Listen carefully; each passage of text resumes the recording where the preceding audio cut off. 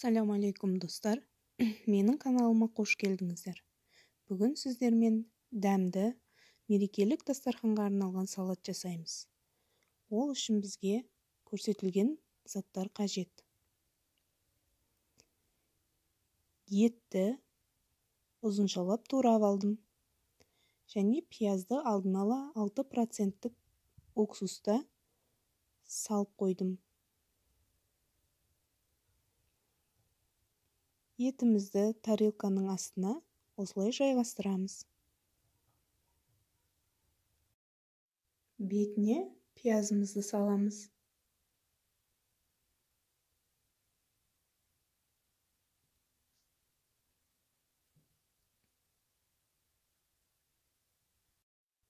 Оның үстіне майонезімізді жағып шығамыз.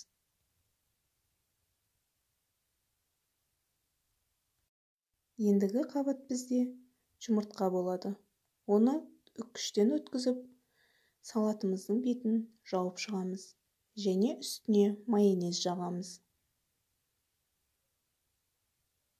Келесі қабат картоп. Картопты да үккіштен өткізіп, салаттың бетін жабатындай қып қоямыз. Және бетіне майонез жағамыз. Ең бетіне сырды үккіштің майда көзінен өткізіп, салатымыздың бетін жауып шығамыз. Және бетін сәндейміз. Мен тұздалған қиярмен сәндедім.